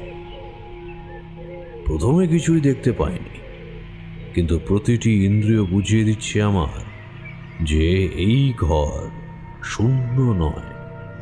একটা সুনিশ্চিত উপস্থিতি বুঝতে পারা যাচ্ছে। আমি কয়েক পা এগিয়ে যেতে পা ভিজে গেল চটচটে কোনো এক তরল পদার্থে। অন্ধকারের মধ্যেই মাথা নিচু করে অনুভব করতে চাইলাম তরলটা আসলে কি। আর ঠিক সেই সময় চাপা গর্জনে ব্যঙ্গের সুরে একটা পুরুষ কণ্ঠ বলে উঠল, সকাল সকাল বাঘের গুহায়? কে তুমি? আমার সবকটি ইন্দ্রিয় অতি মাত্রায় সজাগ হয়ে উঠল। শ্বাস প্রশ্বাসের বেগ গেল বেড়ে। স্নায়ুর উপরে প্রচণ্ড চাপ। শুধু মনের গভীরে জানি দিনের বেলায় বাঘসুরের আত্মা সামনে আসতে পারবে না। তাই গলা যথাসম্ভব না কাঁপিয়ে বললাম, আমি শ্রী তারানাথ চক্রবর্তী, জ্যোতিষার্ণব। আপনার সঙ্গে দুটি কথা বলতে চাই রাজা সাহেব। বেয়াদব! জানো না রাজ সন্দর্পণে এলে অনুমতি নিয়ে প্রবেশ করতে হয় ঘরে? সে আমি বিলক্ষণ জানি রাজা সাহেব, কিন্তু দেউড়ি বা দরজায় কোনো দারোয়ান বা শান্ত্রী তো চোখে পড়ল না। তদুপরি আপনাকে বারবার ডেকেও কোনো সাড়া পেলাম না। অগত্যা এক প্রকার নিরুপায় হয়েই আমার দুঃসাহস মার্জনা করবেন রাজা সাহেব। অন্য পক্ষ কিছুক্ষণের জন্য চুপ হয়ে রইল। একটা ভারী শরীর পালঙ্ক থেকে উঠে দাঁড়ালো। সেটা বুঝলাম কাঠের জোড়ের ক্যাঁচকোঁচ শব্দ থেকে। ভারী পায়ের শব্দ এগিয়ে গেল ঘরের অন্য প্রান্তে। ফস করে দিয়াশালায় জ্বালানোর শব্দের সঙ্গে সঙ্গে একটা প্রদীপ জ্বলে উঠল। ওই একটি কাঠি দিয়ে আরো দুটি প্রদীপ জ্বালিয়ে এক দীর্ঘকায় কাঁধ চওড়া পুরুষ আমার দিকে ঘুরে দাঁড়ালেন। আমি প্রথম দর্শনে ভারী আশ্চর্য হলাম। এক ভয়ঙ্কর উপস্থিতির সম্মুখীন হব ভেবেছিলাম, কিন্তু তার পরিবর্তে যাকে দেখলাম তিনি আকারে আকৃতিতে বিরাট হলেও প্রকৃতিতে মোটেও ভয়ঙ্কর যাকে বলে তা একেবারেই নন। আমাকে একটা গদি আঁটা কেদারা দেখিয়ে দিয়ে নিচেও একটিতে বসলেন। তারপর বললেন, তাহলে জ্যোতিষার্ণব ঠাকুর, বলুন কি জিজ্ঞাসা আপনার? রাজা সাহেব, গড়বেতসপুরে এক অশুভ শক্তির আগমন হয়েছে, শুনেছেন আশা করি। ভট্টাচার্য বলছিল বাঘসুর না কি যেন, তার কথাই বলছেন তো? আজ্ঞে রাজা সাহেব। সেক্ষেত্রে আমার কাছে কি জিজ্ঞাসা বা আশা আপনার? সে কি, আপনি রাজা, প্রজার এ মহাবিপদে আপনি তাদের পাশে থাকবেন না? আমি ঘরের খেয়ে মৌস অব্দি তারাই না, আর চাইছেন বাঘসুর নাকি তাকে মারতে যাব? প্রজা খাজনা দেয় সরকার বাহাদুরকে, তা তিনি এসে উপকার করে যান। আর এই যে রাজত্ব দেখছেন, তা ওই আপনি যাদের প্রজা বলেন তাদের রক্ত চুষে তৈরি হয়নি। আমাদের বংশ কোনো কালেই অমিতাচারী নয়, তাই যত সম্পদ রয়ে গেছে ব্যবসা বাণিজ্য চাষবাদের মাধ্যমে আরও বেড়েছে। তাই জোর করে ওই প্রজা নামক গলগ্রহটি আমার গলায় ঝোলানোর চেষ্টা, সে আপনি জ্যোতিষার্ণবী হন বা সমুদ্ররত্ন। আচ্ছা, সে না হয় বাদই দিলাম, কিন্তু আদিত্যনাথ, সে তো আপনার নিজের সন্তান, তার মৃত্যুও কি সুবিচার পাবে না? আমি তাকে মারিনি তারানাথ। আমি মানি সে রাতে শিকারের পর আমার মধ্যে দৈহিক ও মানসিক অনেক পরিবর্তন হয়েছে। সমগ্র রাত্রির স্মৃতি আমি হারিয়ে ফেলেছি। মনে হয় স্বপ্নের মধ্যে আমার শরীরের উত্তাপ প্রবলভাবে বেড়ে যায়। ক্রোশ ক্রোশ দূরত্ব আমি অতিক্রম করে ফেলি। ঘুম ভাঙার পর শরীরে অজস্র সূঁচ ফোটার মতো যন্ত্রণা অনুভব করি। চরমতম অবসাদে আমার শরীর ভেঙে পড়তে চায়। কিন্তু তারানাথ, কি আশ্চর্য, আজ কিন্তু এমন হয়নি। আপনি ঘরে আসার পর থেকেই আমার সারা শরীরে এক আরামদায়ক ক্লান্তিতে আমার চোখ বুজে আসছে। আমি কি ঘুমিয়ে পড়বো তারানাথ? হ্যাঁ, ঘুমিয়ে পড়বেন অবশ্যই মহারাজ, তবে তার আগে আমার শেষ একটা প্রশ্নের উত্তর দিন। আপনি শিকারে গিয়ে যে মেয়েটিকে দেখেছিলেন আপনার ওপরে ঝাঁপিয়ে পড়তে, তাকে আপনি চেনেন? হ্যাঁ, চিনব না কেন? সে তো ভট্টাচার্যের মেয়ে, রাজবাড়িতেই বসবাস করত। একদিন হঠাৎ উধাও হয়ে যায়। তারপর এই সেদিন তাকে দেখলাম। সে তো বদ্ধ উন্মাদ হয়ে আমার গলা কামড়ে ধরেছে। আমি ভয়ে তার দিকে নিজের অজান্তেই গুলি চালিয়ে অজ্ঞান হয়ে গেছিলাম। সকালে যখন জ্ঞান ফেরে দেখি পাশে একটা বিরাট বাঘিনী মরে পড়ে আছে। আর সেই হতবাঘিনীকে বোধহয় বাঘেই খেয়েছে বা অন্য কোনো জন্তু টেনে নিয়ে গেছে। আমার মনের বিস্ময়, আতঙ্ক রাজা সাহেবকে বুঝতে আমি দিলাম না। একটা শুকনো আমলকির টুকরো মহামৃত্যুঞ্জয় মন্ত্রে পুষ্ট করে রাজা সাহেবের হাতে দিলাম। বললাম, এটা মুখে ফেলে ঘুমিয়ে পড়ুন রাজা সাহেব, আপনার মঙ্গল হবে। দেখুন না তারানাথ, আমার ওইটুকু ছেলেটাকে কে মারলো জানতে পারেন কিনা? আমি তার কপালে দোলনা ঠেকিয়ে গুলি করব জোড়া কার্তুজ দিয়ে।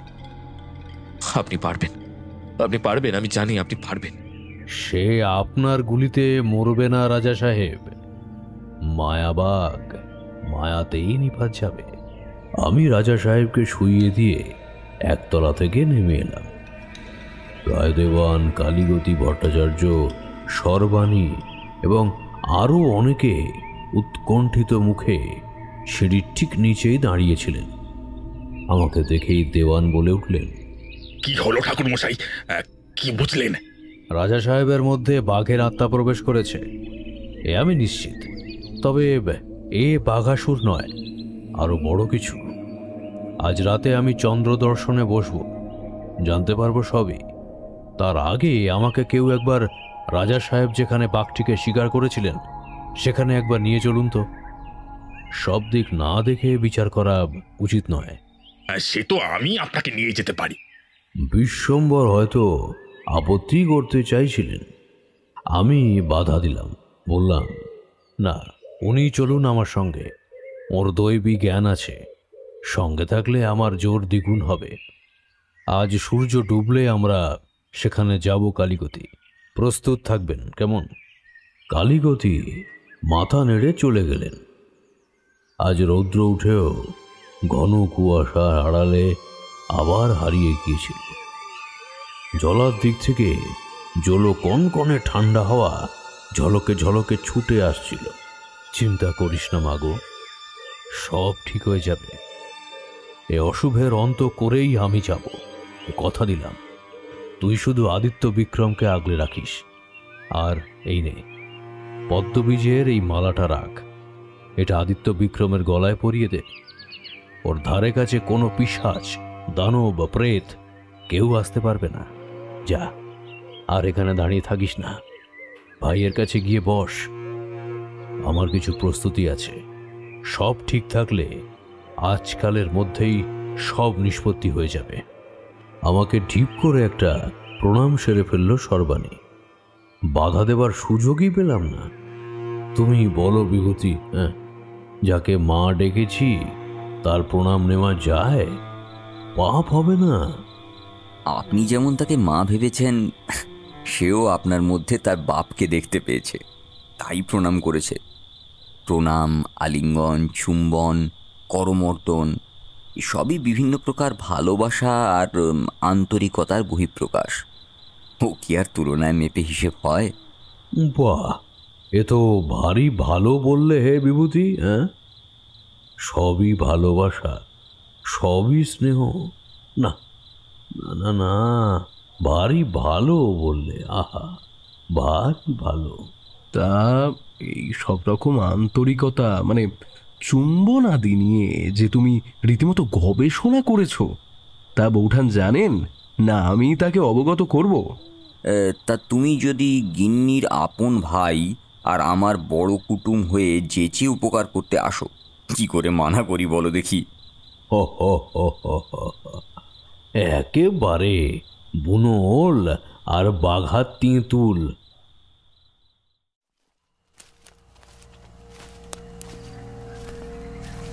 রাতের সুন্দরবনের রূপ আমি আগেও একবার দেখেছি। অবশ্য অনুকূল মিত্রের জমিদারি ছিল জঙ্গল ঘেঁষা, জঙ্গলের মধ্যে নয়।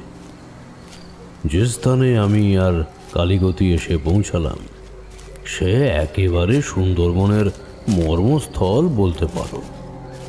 গাছে গাছে এমন জড়িয়ে আছে, পথ চলা দায়। শুধু মৌলি আর কাঠুরেদের জন্য পায়ে চলা যে পথখানি ছিল সেটি ধরেই চলতে লাগলাম। হাঁটতে হাঁটতে শুনতে পেলাম কালীগতি বিড়বিড় করে গায়ত্রী মন্ত্র জপ করছে। অকুস্থলে পৌঁছতেই জায়গাটি আমি নিজেই চিনতে পারলাম। বনের ঠিক মাঝে অনেকখানি ফাঁকা জায়গা। বাঁদিকে প্রাচীন কোনো এক প্রাসাদের ধ্বংসস্তূপ দৈত্যের মতো আকাশে মাথা তুলে আছে। কুয়াশা এত ঘন যে 10 হাত দূরের বস্তুও চোখে দেখা যায় না। কি খুঁজে পাওয়ার আশায় যে আমি সেখানে গিয়েছিলাম তা আমি নিজেও জানি না। তবুও মাটির উপরে এদিকে ওদিক তাকাতে লাগলাম, যদি এমন কিছু নজরে পড়ে যা স্বাভাবিক নয়। কুয়াশা হিমের আকার নিয়ে টুপটাপ করে ঝরে পড়তে লেগেছে। এমন সময় আমার খেয়াল হলো যে কালীগতির উপস্থিতি আমি আর অনুভব করতে পারছি না। চতুর্দিকে কুয়াশা আরো ঘন হয়ে আমাকে ঘিরে ধরেছে ময়াল সাপের মতো। কালীগতির নাম ধরে আমি বেশ কয়েকবার ডাকলাম, কিন্তু তার কোনো সাড়া পেলাম না। প্রায় অন্ধের মতো এদিক ওদিক ছুটে বেড়াচ্ছি। হঠাৎ কিছু একটা পায়ের সঙ্গে ধাক্কা লেগে ঝনাত করে শব্দ হলো। নিচু হয়ে জিনিসটা তুলে নিলাম। অনুভবে বুঝলাম একটা ঝুমকো, কানের ঝুমকো। ঝুমকোটা হাতে নিতেই আমার মাথার মধ্যে অনেকগুলো ছবি খেলে গেল। তোমরা বিশ্বাস করবে না কিশোরী, আমার সর্বাঙ্গ থরথর করে কেঁপে উঠল প্রবল আতঙ্কে। এ কি ভয়ঙ্কর ভুল আমি করেছি! কাকে ভরসা করে রাজবাড়িতে অরক্ষিত রেখে আমি ছুটে এসেছি বনের এই গভীরে? আরো কয়েকবার চিৎকার করে ডাকলাম কালীগতিকে। এবার যেন ধ্বংসস্তূপের দিক থেকে একটা মৃদু গোয়ানি শব্দ শুনতে পেলাম। ছুটে গেলাম সেদিকে। একটা দেহ আবছা অন্ধকার আর কুয়াশায় মাখামাখি হয়ে পড়ে আছে ধ্বংসস্তূপের ঠিক সামনেই। হতভাগ্য কালীগতি, পেটের এক পাশ ছিঁড়ে নিয়ে গিয়েছে কেউ। তখনও অল্প অল্প শ্বাস পড়ছে বৃদ্ধের। মুখ থেকে বুড়বুড়ি কাটা রক্ত গড়িয়ে পড়ছে কষ বেয়ে। আমি চিৎকার করে উঠলাম, কে কালীগতি, কে? দুবার রা রা করে কোনো একটা শব্দ বলতে গিয়েও নিশ্চুপ হয়ে গেলেন তিনি চিরতরে। আমার চোখ ফেটে জল এলো। তখনও তাঁর শরীরে পবিত্র চন্দন আর কর্পূরের গন্ধ লেগে আছে। শুধু পার্থক্য এটাই যে ধীরে ধীরে সে গন্ধকে গ্রাস করছে টাটকা রক্তের গন্ধ। হতভাগ্য ব্রাহ্মণের মৃতদেহকে বনতলে রেখে আমি রাজবাড়ির উদ্দেশ্যে রওনা দিলাম। আজই চরমতম নিষ্পত্তি ঘটবে সবকিছুর। আজই আমি তারানাথ চক্রবর্তী সকল পাপের হিসেব নেব। আমি জলাভূমির তীর বরাবর দ্রুত পায়ে আমি হাঁটছিলাম। এখানে কুয়াশা বাতাসের তাড়নায় কিছুটা পাতলা, তবুও জলতলের উপরে একটা পাতলা আস্তরণ দুধের উপরে ভাসমান স্বরের মতো লেগে আছে। জেলার মাঝামাঝি পৌঁছেছি। হঠাৎ একটা ছপ ছপ শব্দ আমার দৃষ্টি আকর্ষণ করল। জলার দক্ষিণ পাড়ের অগভীর জল দিয়ে কেউ যেন রাজবাড়ির উত্তরের অংশের দিকে এগিয়ে আসছে। তার দীর্ঘদেহখানি কুয়াশার মধ্যেও অস্পষ্ট দেখতে পাওয়া যাচ্ছে। জলার দিকে রাজবাড়ির প্রাচীর নেই, আর প্রাসাদের উত্তর অংশে রানীর মহল। আমার সর্বাঙ্গ শিউরে উঠল। আমি প্রাণপণে প্রাসাদের দিকে ছুটলাম, যদিও নিশ্চিত জানতাম সর্বাণীর ঘরের উত্তরের জানালা বন্ধ থাকবে, আর আদিত্য বিক্রমের গলায় আমার পদ্মবীজের মালাখানিও পরানো আছে। তবুও আমার ভীতি উদ্বেগ এক বিন্দু কম হলো না। রানীর ঘরের উত্তরের জানালাতে আদিত্যনাথের হত্যার দিনেও বন্ধ ছিল। এর অর্থ প্রাসাদের অভ্যন্তরে বিশ্বাসঘাতকদের উপস্থিতি রয়েছে। যে সে রাতে জানলা খুলে দিয়েছিল ভিতর থেকে। ছুটতে ছুটতে একসময় প্রাসাদের সিংহদরজার সামনে উপস্থিত হলাম। এখনো বিষ্ণুমূর্তির সামনে প্রদীপ জ্বলছে। হায় বৈকুণ্ঠনাথ, তোমার পরম পূজক এখন রক্তাপ্লুত দেহে নিষ্প্রাণ হয়ে পড়ে আছে বনভূমির ভিতরে। তাকেই তুমি রক্ষা করতে পারলে না। পারলে না। একটা দীর্ঘ শ্বাসের সঙ্গে মনের সব দুর্বলতা আমি ছেড়ে ফেললাম। দৃঢ় সংকল্প নিয়ে প্রাসাদের সীমানায় প্রবেশ করলাম। আমি কুয়াশা মোড়া প্রাসাদটাকে একটা যেন দৈত্যের মতো লাগছে।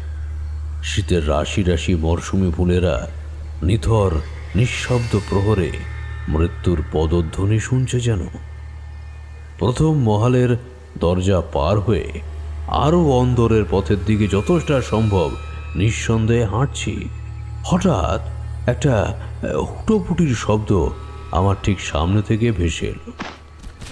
একটা চাপা গজরানি, ক্ষীণ মানুষ্যকণ্ঠের আর্তনাদ, আর তারপরেই সব চুপ। আমার মনে হলো মৃত্যু যেন জীবনের টুঁটি টিপে ধরে চিরকালের মতো স্তব্ধ করে দিল। আমি গাত্রবন্ধন করলাম। দ্বিতীয় মহালয়ার দ্বার মুখে প্রদীপ জ্বলছে কুলুঙ্গিতে কুলুঙ্গিতে। সম্পূর্ণ স্পষ্ট না হলেও আবছায়ার দেউড়ি, সারি সারি ঘর বেশ ভালোই বোঝা যায়। কোন দিকে দৃকপাত না করে সেই শব্দ লক্ষ্য করে মহালের ওই নির্দিষ্ট কক্ষের দিকে এগিয়ে চললাম। আবছায়া আলোয় সে ঘরের দরজার সামনে পৌঁছতেই আমার হৃৎপিণ্ডটা এক লাফে গলার কাছে চলে এলো।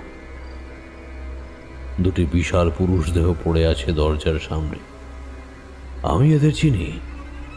প্রথম যেদিন গড়বেতসপুরে আসি, এই দুটি লোকই বন্দুক হাতে গাড়িতে এসেছিল আমাদের সঙ্গে। একজনের কণ্ঠনালী ছিঁড়ে নিয়ে গিয়েছে কোনো এক দানব, আর অন্যজনের কবন্ধ দেহ উপুড় হয়ে পড়ে আছে চৌকাঠের উপর। দেউড়ির শেষ প্রান্ত থেকে একটা গর্জন ভেসে এলো হঠাৎ। দুটো গনগনে আগুনের মতো হলুদ বিন্দু অন্ধকারের ভিতর থেকে তাকিয়ে আছে আমার এদিকে। এবার আমি আর চোখ সরাইনি, এক দৃষ্টে তাকিয়ে রইলাম চোখ দুটোর দিকে। কিছু পরে বিন্দুটি নিভে গেল, আরেকটি ভারী শরীরের প্রস্থান অনুভব করলাম। উদ্দিষ্ট ঘরটিতে ঢুকতেই আমি উগ্র ধূপের গন্ধ পেলাম। ঘরের একটা কোণ বাদ দিয়ে সর্বত্র নিকষ অন্ধকার। আলোকিত অংশটায় পৌঁছে আমার সবকটি ইন্দ্রিয় প্রখরভাবে জেগে উঠল। এ আমি কি দেখছি? একটি লাল পাথরের তৈরি বেদির উপরে একটা বাঘের বিরাট ধাতব মুখোশ রাখা আছে। মুখোশের নিচ থেকে ধাতুরি তৈরি একটা শীর্ণ মনুষ্য দেহ দেখা যাচ্ছে। দুটি বিশাল সদন্ত আর বিরাট একটা লেজ মূর্তিটার বিভৎসতা আরও বাড়িয়ে দিয়েছে। তার সামনে জ্বলছে একটা বড় পিতলের প্রদীপ। মুখোশের কপালে যে টিকা কালো হয়ে আছে সেটি যে শুকনো রক্তের, তাতে কোনো সন্দেহ নেই। আর সেই রক্ত যে কালীগতির হারিয়ে যাওয়া মেয়ের, তাতেও এখন আমি নিঃসন্দেহ। সুন্দরবনের সকল অবদেবতার অধিপতি দক্ষিণ রায়ের কাছে কালীগতির মেয়েকে উৎসর্গ করে সে পাষণ্ড পরিণত হয়েছে বাঘাসুরে। শুধু শিরদাঁড়া নয়, শরীরের সবকটা শিরা ও উপশিরা দিয়ে আমার শীতল রক্তস্রোত ছুটে চলল। আদিত্য বিক্রমের হত্যাকারী তাহলে বাইরে থেকে নয়, প্রাসাদের ভিতর থেকে আসতে পারবে। জলাভূমির জলে নেমে সে শুধু আমাকে বিভ্রান্ত করতে চেয়েছিল। আমি আর এক বিন্দুও অপেক্ষা না করে ছুটলাম সর্বাণীর কক্ষের উদ্দেশ্যে। কিছু দূর যেতে না যেতেই নারীকণ্ঠের এক সুতীব্র আর্তনাদ আমার কানে এলো। অলিন্দ দেউড়ি কক্ষ প্রাণপণে ছুটে পার হয়ে যখন আমি সর্বাণীর কক্ষে প্রবেশ করলাম, এক ভয়ানক দৃশ্য আমার চোখে পড়ল। একপাশে দুই দাসী ছিন্ন ভিন্ন দেহে পড়ে আছে। হতভাগিনীদের পেট ছিঁড়ে নাড়ি ভুড়ি বার করে নেওয়া হয়েছে। আর এক আধা বাঘ আধা মানুষ ঘরের মাঝখানে হামাগুড়ি দেওয়ার মতো করে বারবার ছুটে যেতে চাইছে ঘরের কোণে দাঁড়িয়ে থাকা সর্বাণী ও তার কোলের আদিত্য বিক্রমের দিকে। সর্বাণী তার শরীরের কাপড়খানি খুলে তাতে আগুন ধরিয়ে বারবার তার একটা প্রান্ত ছুড়ে দিচ্ছে দানবটার দিকে।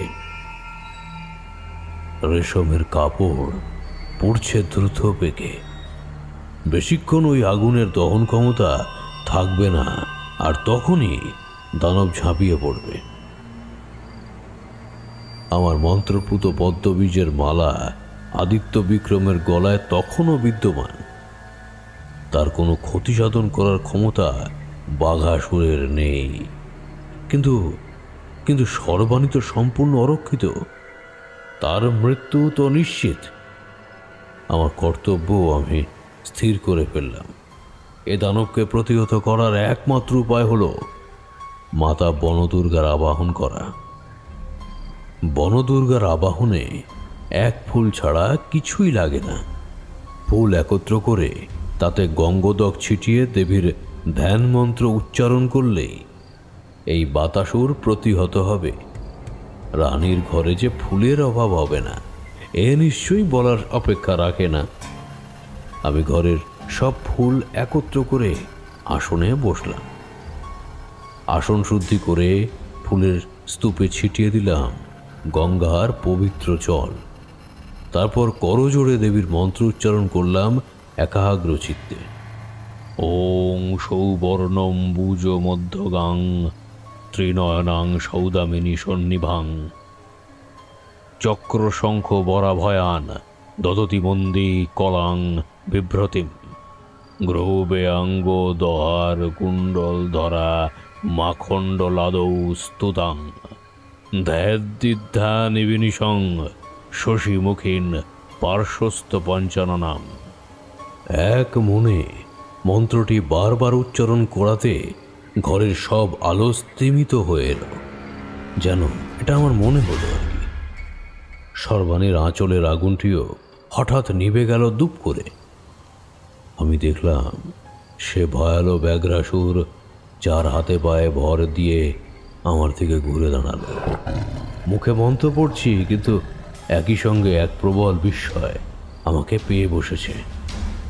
গড়বেতসপুরে আসার পথে যে দানবটি কচুয়ানকে আক্রমণ করেছিল সে তো এ নয়, সে ছিল দুপে। এমনকি একটু আগেও তার রক্ষী দুজনকে যে হত্যা করেছিল সেও এমন দানব নয়। এর চোখ মুখ তো মাটি থেকে মাত্র হাতখানেক উপরে। দেউড়ির অন্ধকারে যাকে দেখেছিলাম তার ভয়ঙ্কর চোখ দুটো জ্বলজ্বল করছিল মাটি থেকে কম করে 5 হাত উপরে। তাহলে এই বাঘাসুরের সংখ্যা 2টি।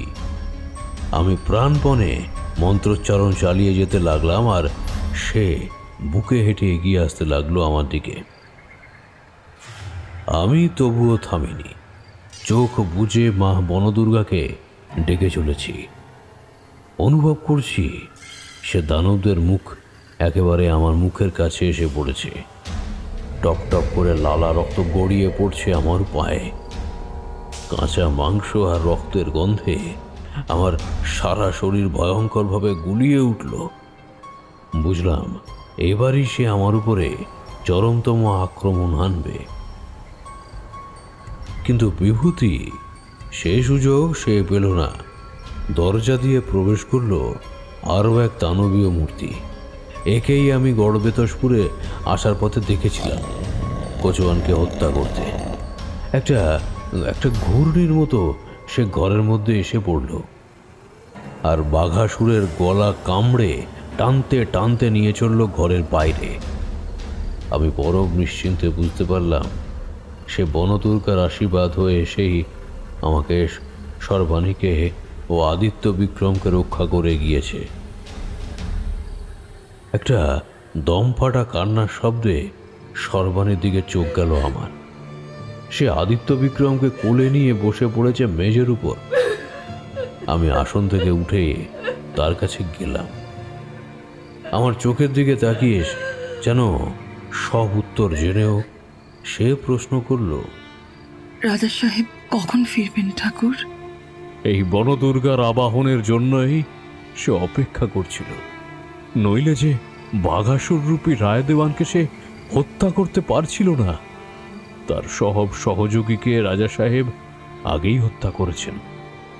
গড়বেতসপুর আসার পথে সেই কচুয়ানকে, আজ সন্ধ্যায় তার 2 খুনে দারোয়ানকে, যে রাতে তুমি তাকে বাঘ শিকারে পাঠিয়েছিলে কালীগতির প্রেতিনী বাঘকন্যার হাতে, সে রাতেই সে মারা গিয়েছিল। পবিত্র প্রাণ বলে সে বাঘাসুরে পরিণত হয়নি, বনদুর্গার আশীর্বাদে বলিয়ান হওয়ার অপেক্ষায় বসেছিল। আদিত্যনাথকে সে রক্ষা করতে পারেনি, কিন্তু অসহায় হয়েও অপেক্ষা করেছিল আদিত্য বিক্রমকে রক্ষা করার জন্য। রায়দেওয়ান আমার এমন সর্বনাশ করলেন? অর্থই অনর্থ মাগো, অর্থই অনর্থ। রাজা সাহেবের পরে তোমাকে ও তোমার 2 ছেলেকে হত্যা করতে পারলে আর কে? সবই তো তার। শক্ত হও মা, এ রাজ্যপাঠ আদিত্য বিক্রম এখন তোমার ভরসায় রইল। তাদের রক্ষা করো। স্বয়ং মা বনদুর্গা তোমার সহায় হয়ে আছেন। সর্বাণী পাথরের মতো বসে রইল। আমি বাইরে বেরিয়ে এলাম। এ মহাল সে মহাল পার করে প্রাসাদের বাগানে দাঁড়িয়ে দেখলাম কুয়াশার গায়ে এক ফালি নখণ্ডচন্দ্র ফুটে উঠেছে। আমার বড় মায়ের কথা মনে পড়ছিল। আর কোথাও যাওয়ার আগে আমি রামজয়পুর যাবই প্রতিজ্ঞা করেছিলাম।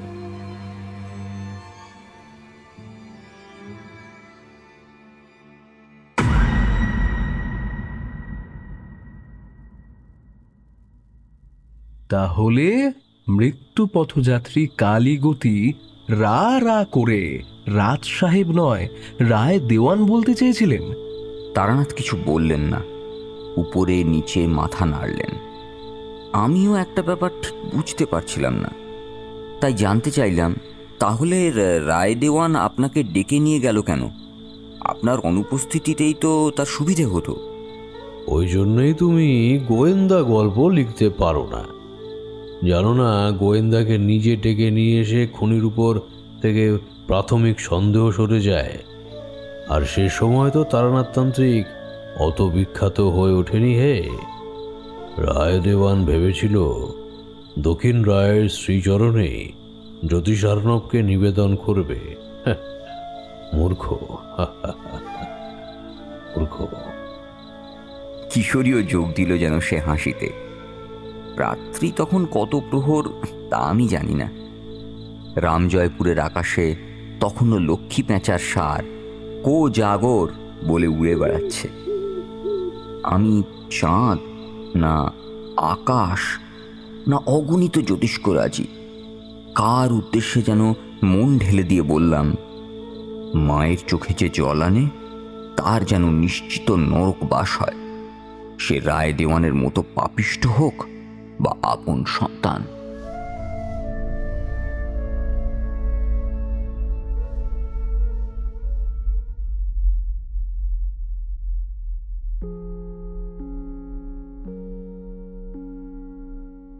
শুনছিলেন লেখক কর্ণশীলের কলমে গর্বেতসপুরের আতঙ্ক।